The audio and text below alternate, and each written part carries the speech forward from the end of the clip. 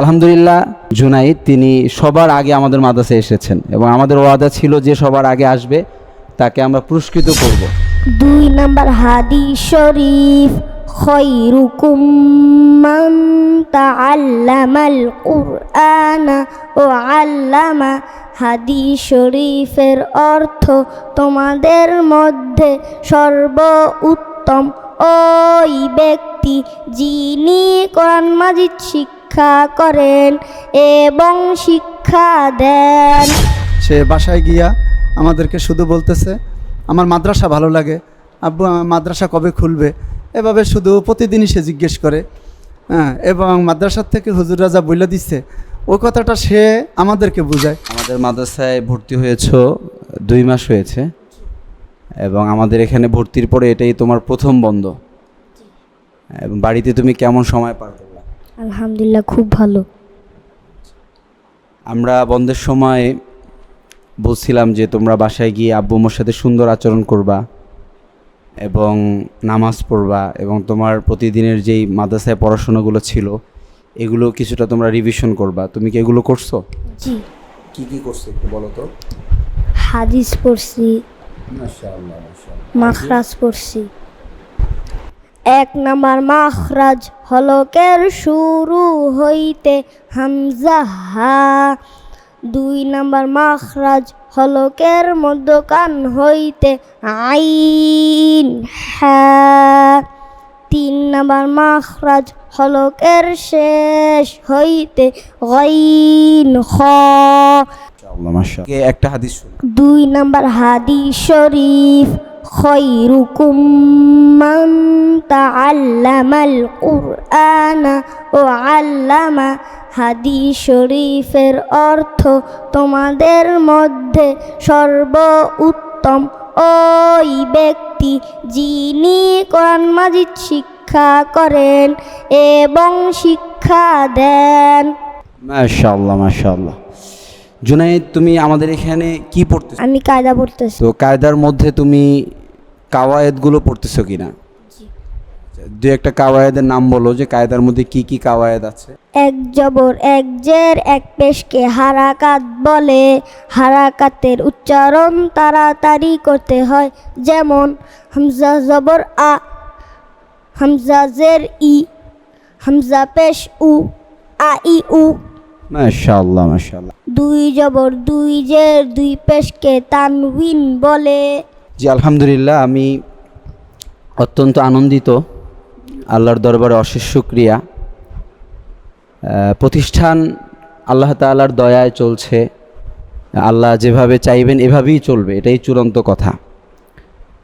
তো যুগে যুগে আমরা অনেক গল্প শুনেছি, অনেক বিজ্ঞ আলেমদের জবানে কারগুজারি শুনেছি যে প্রতিষ্ঠানে হাজার হাজার শিক্ষার্থীরা পড়াশোনা করে, কিন্তু অনেক বুজুর্গদের জীবনে আমরা দেখেছি যে হাজার শিক্ষার্থী যে আসলে সবাই যোগ্য আলেম হবে, সবাই খুব ভালো কিছু করবে এমনটা অনেক সময় নাও হতে পারে। কিন্তু দেখা যায় এমন 2-1 ছাত্র থাকে যারা সবার মতো হয় না, যারা মাদ্রাসার সময়টুকুনও যেভাবে পড়াশোনার মধ্যে নিজেকে নিয়োজিত রাখে, বাড়িতে যাওয়ার পরেও পড়াশোনার মধ্যে নিজেকে নিয়োজিত রাখে। এটা আসলে আল্লাহর দয়া। পাশাপাশি ওস্তাদজিদের দিক নির্দেশনা, ওস্তাদজিদের আচরণ এবং ওস্তাদজিদের প্রতি ছাত্রদের যখন অগাধ বিশ্বাস থাকে তখন ছাত্ররা বাসায় গিয়ে ওস্তাদজিদের যে নির্দেশনাগুলো থাকে এগুলো মানার চেষ্টা করে। পাশাপাশি অভিভাবকদের অনেক ভূমিকা এখানে। অভিভাবকরা আসলে চিন্তায় পড়ে যায় যে আমার সন্তানটা মাদ্রাসায় থাকে, কি খায়, কি করে, এই টেনশন করতে গিয়ে বাড়িতে যাওয়ার পরে সন্তানের পড়াশোনার প্রপার খেয়াল রাখে না। আমরা অল্প সময় মাদ্রাসা পরিচালনা করছি, আলহামদুলিল্লাহ ইতিমধ্যে আমাদের মাদ্রাসায় 200 শিক্ষার্থী পড়াশোনা করতেছে। তো এখন আমরা ঈদুল আজহা অর্থাৎ কোরবানির ঈদের ছুটি দিয়েছি, আজকে হলো 5 জুন। মূলত আমাদের মাদ্রাসার নিয়মিত শিক্ষা কার্যক্রম 6 জুন বাদ ফজর থেকে শুরু হবে। তো আমাদের একটা ইচ্ছা ছিল, আমরা বাচ্চাদেরকে দিক নির্দেশনা দিয়েছি যে তোমরা 5 তারিখ জুমার পর চলে আসবা।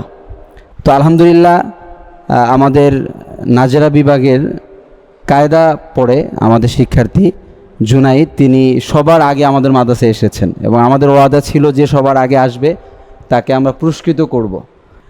তো আমি মূল যেটা বলতে চাইলাম যে এখানে অভিভাবকের চূড়ান্ত চেষ্টা ছিল যে মাত্র 2 মাস আমাদের এখানে জুনাইদ পড়ছে, কিন্তু এই 2 মাসের মধ্যে মাদ্রাসার প্রতি তার একটা মহব্বত, একটা ভালোবাসা তৈরি হয়েছে, একটা হৃদয়ের টান তৈরি হয়েছে। এবং এসে এখানে তার বাবা বলছিল আমাকে যে ওস্তাদ, যে বেশ কয়েকদিন ধরেই সে আমাদেরকে এটা জানতে চাইছিল যে আব্বু আমার মাদ্রাসা কখন খোলা, আমি সবার আগে যাব, এই টার্গেটটা তার হৃদয়ে ছিল। এবং আল্লাহ তাআলা তার মনের এই চাওয়াটাকে কবুল করেছে। এবং সকালে ফোন দিয়েছে গার্ডিয়ান যে কখন আসবে। আমি বলছি যে আসর থেকে মাগরিবের মধ্যে আসলেই হবে, কিন্তু আমি দেখলাম না, জুমার পরপরই এসেছে। এখানে আমাদের মাঝে উপস্থিত আছেন আমাদের মাদ্রাসা সংলগ্ন অর্থাৎ মাদ্রাসার ভবনের নিচতলায় একটি জুমা মসজিদ রয়েছে, বাইতুল জান্নাত জামি মসজিদ। এই মসজিদের সম্মানিত খতিব এবং আমাদের অভিভাবক, আমাদেরকে যিনি সব সময় পরামর্শ দেয়, আমাদেরকে প্রচণ্ড ভালোবাসে, শিক্ষামূলক যে কোনো দিক নির্দেশনা আমাদেরকে দেয়। তো তাকে ঘিরে আমরা এই পর্যন্ত এইভাবে কোনো ভিডিও ধারণ করিনি। আজকে কাকতালীয়ভাবে আমরা এখানে একত্রিত হয়েছি। তো আমি সম্মানিত খতিব হযরত মাওলানা আবু বকর সিদ্দিক হাফেজাহুল্লাহর কাছে জানতে চাইব যে 2 মাস আমাদের এখানে একটা শিক্ষার্থী পড়ছে, তার বাবাও এখানে উপস্থিত আছে, এবং আজকে যে সে বন্ধের পরে আসলো, মাদ্রাসা আসার পরে সে আমাদেরকে মাখরাজ পড়ে শুনিয়েছে এবং একটি হাদিস আমাদেরকে শুনিয়েছে। আমার কাছে অনেক ভালো লেগেছে এবং আমাদের ওস্তাদজিরা যে প্রচণ্ড মেহনত করে তার একটা নিদর্শন আমি দেখতে পেয়েছি। তো আমি আমাদের প্রিয় খতিব হযরত মাওলানা আবু বকর সিদ্দিক হাফেজুল্লাহর কাছে জানতে চাই যে আমাদের এই শিক্ষার্থীর এই পরিবেশনা দেখে তার আসলে কেমন লেগেছে। আসসালামু আলাইকুম ওয়া রাহমাতুল্লাহি ওয়া বারাকাতুহু। আলহামদুলিল্লাহ, আল্লাহ তাআলার বহুত বহুত শুকর যে আল্লাহ রাব্বুল আলামিন আমাদেরকে জান্নাতের এক বাগান মাদ্রাসার মধ্যে এরকম কিছু সময় অতিবাহিত করার তৌফিক দান করেছেন। একটা বিখ্যাত শের আছে, সেটা হচ্ছে মাদ্রাসা হ্যায় বাগে জান্নাত, মুআল্লিম হ্যায় মিসলে গুল, শহদ উসমে ইলমে দিন হ্যায়, তলাবা হ্যায় বুলবুল। এটা শাব্দিক অর্থটা ব্যাপক, বাকি এখানে এলেমকে মৌমাছির মধুর সাথে তুলনা করা হয়েছে এবং এই এলেমকে আহরণকারী তাদেরকে মৌমাছি বলা হয়েছে।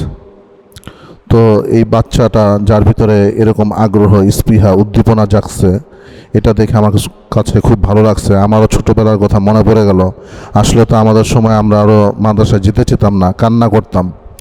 তো আলহামদুলিল্লাহ এই প্রতিষ্ঠানের কাছে আমি এই জন্য কৃতজ্ঞ যে তারা তাদের বাচ্চাদেরকে এইভাবে গড়ে উঠেছে এবং জেহেন বানিয়েছে যে বাচ্চারা সময়ের থেকে আগেই মাদ্রাসা আসার জন্য তাদের উদ্দীপনা, উদ্যোগ এবং বাবা মার মাধ্যমে মাদ্রাসায় ফোন করানো এবং সশরীরে চলে আসা, এটা আমার কাছে আসলে খুবই অবাক লাগতেছে যে এই জমানার মধ্যেও এটা কি করে সম্ভব।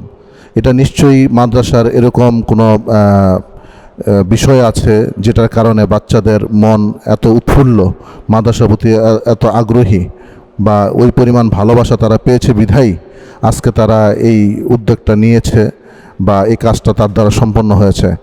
তো আমার এই আল্লাহ তাআলার কাছে এই বিষয়ে ফরিয়াদ, দোয়া যে এই মাদ্রাসাকে আল্লাহ তাআলা ভরপুর কবুল করুন এবং ছাত্রদের যে পরিমাণ হক ওস্তাদের উপরে থাকে সেই পরিমাণ হকই যেন আল্লাহ তাআলা পরিপূর্ণ আদায় করার তৌফিক এই মাদ্রাসার সমস্ত উস্তাদ বিন্দুদেরকে, পরিচালক মহোদয়দেরকে আল্লাহ তাআলা দান করেন।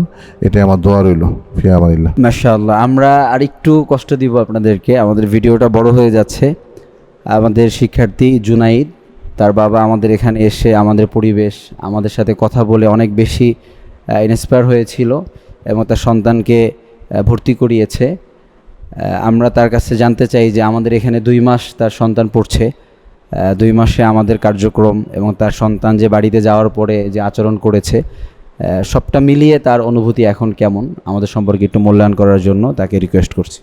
আলহামদুলিল্লাহ, সর্বপ্রথম আল্লাহর দরবারে লাখো কোটি শুকরিয়া যে আমি আমার বড় ছেলেকে অনেক মাদ্রাসায় লেখাপড়ার জন্য কয়েকটা মাদ্রাসায় আমি ভর্তি করছিলাম বা অনেক মাদ্রাসার সাথে মোটামুটি আমার পরিচয়, সম্পর্ক আলেম ওলামাদের সাথে ছিল।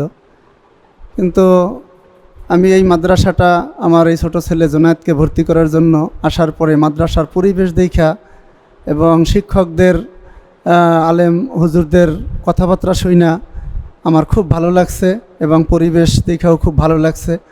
একটা বাচ্চা সে পরিপূর্ণ শিক্ষা দিকে তার মনোযোগী হতে গেলে যে রকমের একটা পরিবেশের দরকার, আলহামদুলিল্লাহ ওই রকমের একটা পরিবেশ, পরিষ্কার পরিচ্ছন্ন একটা পরিবেশ এবং শিক্ষা প্রতিষ্ঠানের প্রধান, শিক্ষা উন্নতির প্রধান শিক্ষকগুলাও খুব ভালো মনোযোগের সাথে আদরের সাথে বাচ্চাদেরকে শিক্ষাদান দিচ্ছে এবং অভিজ্ঞ শিক্ষক সবই দিনদার বুজুর্গ এবং ভালো আলেম, দক্ষ যোগ্য। তো আলহামদুলিল্লাহ আমার ছেলে 2 মাস এখানে পড়া আমি দেখতেছি আমার ছেলে আলহামদুলিল্লাহ যতটুকু যা শিখছে, আল্লাহ লাখো কোটি শুকরিয়া। এভাবে আমি আশা করি এই মাদ্রাসা, এই শিক্ষা প্রতিষ্ঠান আমার ছেলেকে অনেক বড় একজন আলেম হিসেবে আল্লাহ যদি কবুল করেন। আর আমিও অদাবদ্ধ, ইনশাল্লাহ মাদ্রাসার পরিবেশ এরকম দিনের দিন আরও উন্নত হচ্ছে, আরও ভালো হচ্ছে। যেভাবে আছে এভাবে আমার ছেলে, আমি আশা করি, দোয়া করি আল্লাহর কাছে যেন আমার ছেলে এই মাদ্রাসার থেকেই বড় ধরনের একটা খ্যাতিসম্পন্ন বড় একজন আলেম আল্লাহ যেন কবুল করেন। এবং এদের আচার ব্যবহারে আমি খুবই মুগ্ধ যে মাদ্রাসার যে একটা আদব এদের শিক্ষকদের ভিতরে আছে, যথেষ্ট স্নেহ আদরের সাথে শিক্ষাদান দিচ্ছে। আমার ছেলেও সে বাসায় গিয়া আমাদেরকে শুধু বলতেছে আমার মাদ্রাসা ভালো লাগে, আব্বু আমার মাদ্রাসা কবে খুলবে, এভাবে শুধু প্রতিদিনই সে জিজ্ঞেস করে। এবং মাদ্রাসার থেকে হুজুররা যা বইলা দিচ্ছে ওই কথাটা সে আমাদেরকে বুঝায়, আব্বু হুজুরে না বইলা দিছে যে মাদ্রাসা থেকে বাসায় যাবা, যায় সবার সাথে ভালো ব্যবহার করবা এবং নামাজ পড়বা এবং তোমার পড়াগুলি তুমি নিয়মিত শিখবা। তো আমার তো দেখা গেছে যে মাদ্রাসায় যাইলেই ভালো লাগে, বাসার ভিতরে তো আমার জন্য মাদ্রাসার মতন পড়ালেখা করতে চাইলেও আমি তো পারি না। আমি কি হ্যাঁ বাবা, আসলে মাদ্রাসা তো মাদ্রাসাই, বাসার মতো তো আর হবে, মাদ্রাসার মতন তো আর হবে না, বাসার ভিতরে তো অনেক লোকজন আসে, মেহমান আসে। তাই যাই হোক, আমি সর্বশেষে আল্লাহর শুকরিয়া আদায় করে আমি আমার এখানেই সংক্ষিপ্ত বক্তব্য শেষ করলাম। আল্লাহর কাছে আমি দোয়া রাখি আল্লাহ যেন এই মাদ্রাসাকে, এই দ্বীনি শিক্ষা প্রতিষ্ঠানকে আল্লাহ অনেক বড় করে তোলে এবং আলেম হুজুরদেরকে আল্লাহ যেন শারীরিক এবং মানসিকভাবে তাদেরকে আল্লাহ সুস্থতার সাথে নেক হায়াত দান করেন। শুকরিয়া, আলহামদুলিল্লাহ। আমাদের আরও শিক্ষার্থীরা আসবে যারা আমাদের এই ভিডিও দেখছেন, আপনাদের সকলকে আন্তরিক মোবারকবাদ। আপনাদের সকলের কাছে দোয়া চেয়ে বিদায় নিচ্ছি। আসসালামু আলাইকুম ওয়া রাহমাতুল্লাহি ওয়া বারাকাতুহু।